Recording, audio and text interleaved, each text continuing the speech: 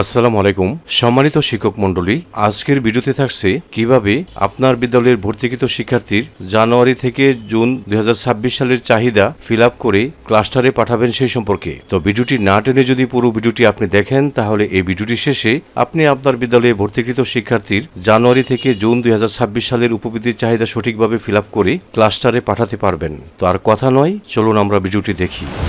এই জন্য আপনারা আপনাদের মোবাইল, কম্পিউটার বা ল্যাপটপে থাকা যে কোনো একটি ব্রাউজারে প্রবেশ করবেন। তো ব্রাউজারে গিয়ে উপবৃত্তি পোর্টালে আসবেন। সেখানে আপনি প্রধান শিক্ষক হিসাবে আপনার মোবাইল নাম্বার, পাসওয়ার্ড এবং ক্যাপচা দিয়ে যাচাই করবেন। যাচাই করার পরে যে ওটিপি আসবে সেই ওটিপি দিয়ে লগ ইন করবেন। লগ ইন করার পরে আপনারা PESPMIS এ প্রবেশ করবেন। তার নিচে দেখেন ড্যাশবোর্ড আছে, এই ড্যাশবোর্ডের নিচে আছে চাহিদা। তো এখানে চাহিদাতে ক্লিক করবেন। তো আমি চাহিদাতে ক্লিক করলাম। চাহিদাতে ক্লিক করার পরে প্রথমে আছে দেখেন চাহিদা প্রস্তুত, এখানে ক্লিক করবেন। তো আমি এখানে ক্লিক করলাম। ক্লিক করার পরে দেখেন শিক্ষার্থীর তালিকা আসছে। তো আমার এখানে 119 জন আছে, এই জন্য 119 জন দেখাচ্ছে। আপনার স্কুলে হয়তো আরো বেশি দেখাতে পারে বা কম দেখাতে পারে, অর্থাৎ যতজন আপনি এন্ট্রি দিয়েছেন ততজনকে দেখাবে এখানে। আচ্ছা, এখানে দেখেন প্রতি পৃষ্ঠায় রেকর্ড 1 থেকে 10 পর্যন্ত আছে। আপনি যদি মনে করেন যে যেহেতু 119টা আমার এখানে আছে, আমি ইচ্ছা হলে 100টা একসাথে করতে পারি, অথবা 50টা করতে পারি, অথবা 20টা করতে পারি। তো আপনাদের দেখার সুবিধার্থে আমি 10টা করেই দেখাইলাম। হ্যাঁ, তারপরে দেখেন এখানে থাকবে শিক্ষার্থীদের নাম, এখানে শ্রেণী, এখানে রোল, এখানে শিক্ষার্থীর জন্ম সনদ নাম্বার, অ্যাকাউন্ট নাম্বার মানে মোবাইল নাম্বার, এরপরে অভিভাবকের NID এখানে থাকবে। আচ্ছা, এখন এখানে তো 6 মাস, সেটা জানুয়ারি, ফেব্রুয়ারি, মার্চ, এপ্রিল, মে, জুন। তো আপনারা যারা মোবাইল দিয়ে করবেন, মোবাইল দিয়ে করার সময় হয়তো মে এবং জুন এই 2টা মাস দেখা যায় না, তখন আপনারা মোবাইলের নিচে একটু স্ক্রল করে ডান দিকে নেবেন, তখন কিন্তু মে আর জুন চলে আসবে। অথবা মোবাইল দিয়ে যখন কাজ করবেন তখন আপনারা মোবাইলটাকে ডেস্কটপ সাইড করে নেবেন, এই সমস্যা আর হবে না, সবগুলি মাসে দেখা যাবে। আর এই কাজগুলি ধীরে সুস্থে করবেন, কারণ অনেকেই দেখা যায় এই কাজ তাড়াহুড়া করতে গিয়ে অনেক শিক্ষার্থীর উপবৃত্তি বাদ পড়ে যায়। ঠিক আছে, তো এখন দেখেন আমার যে শিক্ষার্থীগুলি আছে, এখানে 10 জন শিক্ষার্থী, আমি 10 জন করে দেখাচ্ছি। 10 জনের যে নিয়ম 100 জনের একই নিয়ম। প্রথমে আপনারা এখানে ক্লিক করে দিবেন, তাহলে আমার এই 10টা সিলেক্ট হয়ে গেল। ঠিক আছে, তারপরে প্রাপ্যতা নেই দেখেন যারা যারা উপবৃত্তি পাবে না। হ্যাঁ, তো আমার বিদ্যালয়ে যে এখানে যে কয়টা আছে, এখান থেকে আমি দেখাচ্ছি রোল নং 16, এই যে 16, সে উপবৃত্তি পাবে না, এই জন্য প্রাপ্যতা নেই দিবেন।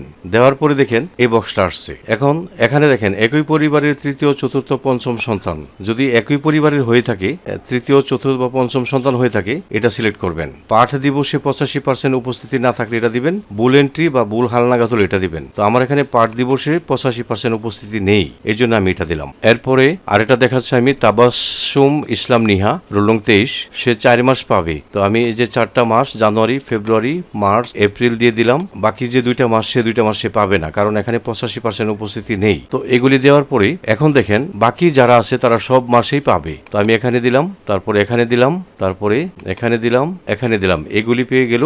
এখন এই যে দেখেন আমি এখানে আর এখানে যখন ক্লিক করছি, এটা আর এটা তুলে দিব, এই কারণ এই 2টা মাস কিন্তু সে পায় নাই। ঠিক আছে, এইভাবে আমি সঠিকভাবে হাজিরা খাতা দেখে, শিক্ষার্থীর উপস্থিতি পার্সেন্টেজ দেখে, শিক্ষার্থীর পরীক্ষার নাম্বার দেখে তারপরে কিন্তু আমি এগুলি করলাম। আপনার অবশ্যই পরীক্ষার রেজাল্ট শিট 40% মার্ক পেতে হবে, তারপরে উপস্থিতি 80% হতে হবে।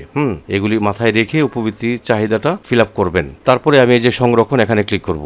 এখানে ক্লিক করার পরে দেখেন এই পৃষ্ঠার মধ্যে চাহিদা আছে 9 জনের, আর প্রাপ্যতা নাই হলো 1 জনের, তাহলে মোট হলো 10 জন। এই অবস্থায় আমি এখানে ক্লিক করব। আমার এই 10 জন কিন্তু চলে গেল। এরপরে আমি আরো পর্যায়ক্রমে করব। তো প্রথম 10 জনের যেভাবে করছি বাকিগুলি আমি এভাবেই করব। এখন যে আমি 10 জন করলাম, সে 10 জন কোথায় গেল তা দেখার জন্য আমি চলে যাবো, যে দেখেন ক্লাস্টারে চাহিদা জমাদান এখানে। তো আমি এখানে ক্লিক করলাম। করার পরে ওই যে দেখেন একটা ছাত্র যার চাহিদা দিছি না, মানে সে পাবেই না, প্রাপ্যতা নেই, যার জন্য এখানে লাল দেখাচ্ছে। তো আমি এখানে ক্লিক করে দিব। দেওয়ার পরে দেখেন এটাও কিন্তু টিক মার্ক উঠেছে, এতে সমস্যা নাই। এই টিক মার্ক কিন্তু এটা তুলবেন না, এটা অবশ্যই দিবেন, তা না হলে ক্লাস্টারে যাবে না। আপনি এগুলি দিয়ে দিবেন। দেখেন মাসের সংখ্যাটা এখানে দেখেন 6 মাস, 6 মাস, 6 মাস, 6 মাস, 6 মাস, এটা 0 মাস, মানে সে পাবেই না। পরেরটা দেখেন এই যে 23 ছিল রুল 4 মাস, এই যে 4 মাস এখানে শো করতেছে, বাকিগুলি 6 মাস করে। ওকে, আমার ঠিক আছে। আচ্ছা, এই অবস্থায় যদি আপনি দেখেন যে আপনার এই যে চাহিদাটা ফিল আপ করছেন এখানে ভুল আছে, এই যে এখানে মাসের সংখ্যাগুলি ভুল আছে, তাহলে সেই ক্ষেত্রে আপনি এই যে সংশোধন পূর্বক পুনরায় উপস্থাপন, এখানে ক্লিক করে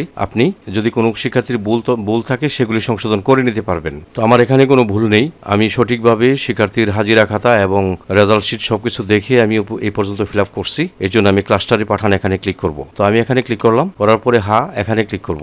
আমার এই 10 জন কিন্তু ক্লাস্টারে চলে গেল। ঠিক আছে, তো এই কাজগুলি যে আপনি করবেন খুব সতর্কতার সাথে, আপনি আপনার বিদ্যালয়ের শিক্ষার্থীদের হাজিরা খাতা, রেজাল্ট শিট দেখে তারপরে কাজগুলি করবেন, এতে করে আপনার চাহিদা প্রস্তুত নির্ভুল হবে। তো সব শেষে আপনারা এখান থেকে লগ আউট হয়ে বেরিয়ে যাবেন। তো এই ছিল আমার আজকের ভিডিও। আশা করি আমার এই ভিডিওটি আপনাদের একটু হলেও উপকারে আসবে। যদি আমার এই ভিডিওটি আপনাদের একটু হলেও উপকারে আসে তাহলে লাইক, কমেন্ট এবং শেয়ার করে দিবেন। সেই সাথে চ্যানেলটি সাবস্ক্রাইব করে আপনারা আমার সঙ্গে থাকবেন। আপনারা সকলে ভালো থাকবেন। আপনাদের সবাইকে ধন্যবাদ।